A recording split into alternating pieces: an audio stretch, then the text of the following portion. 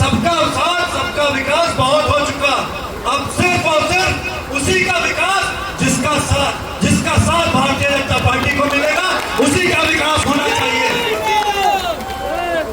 सबसे ज्यादा लाभ ये लोग लेकर हमसे आपसे चले जाते हैं भारतीय जनता पार्टी की सरकारों में, और वोट देने के नाम पर इनकी नानी मर जाती है। वोट नहीं निकलता है इनका, पहले भर भर के राशन लेके जाते हैं। तमाम योजनाएं आयुष्मान कार्ड से लेकर और ऐसी जितनी भी सरकारी योजनाएं हैं, सबसे ज्यादा लाभ लेने का कार्य अगर कोई करता है तो ये जाली टोपी वाले करते हैं। लेकिन वोट देने के नाम पर इनके हाथ कांप जाते हैं भारतीय जनता पार्टी के। और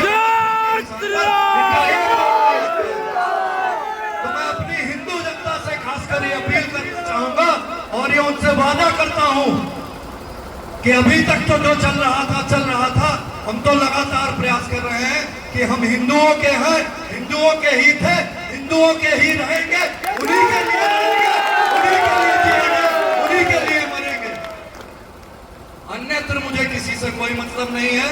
100 की सीधी एक बात, मैं हिंदू हूं, मुझे हिंदू होने पे गर्व है और मुझे अपनी हिंदू जनता पे इतना भरोसा है कि ये 70,000 जो जाली टोपी वाले हैं, इनको जवाब देने के लिए 2.5 लाख हिंदू पर्याप्त है। और अगर ये 2.5 लाख पर्याप्त नहीं होगा तो मुझे राजनीति से कोई मतलब नहीं होगा।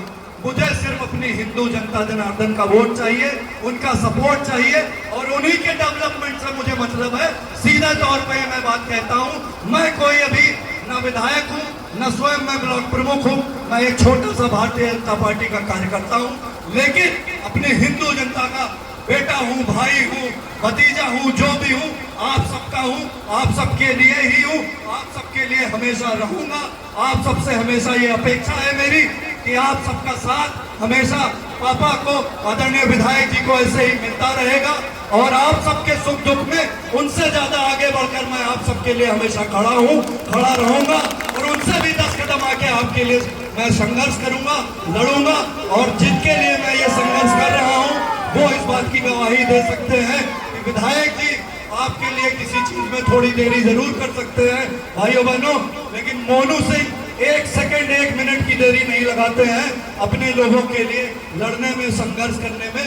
मैं बहुत ज्यादा समय न लेते हुए बस पुनः कटरा बाजार की इस पावन भूमि से, हनुमानगढ़ी की इस पावन भूमि से, बंगाल की देवदिल हिंदू जनता को कोटि कोटि नमन करता हूं, बधाई देता हूं, शुभकामनाएं देता हूं कि बंगाल सही मायने में जो अब 2026 में उसको आजादी मिली है, हम सब उस चीज को समझ नहीं सकते हैं क्योंकि हम बंगाल से बहुत दूर है भाइयों बहनों।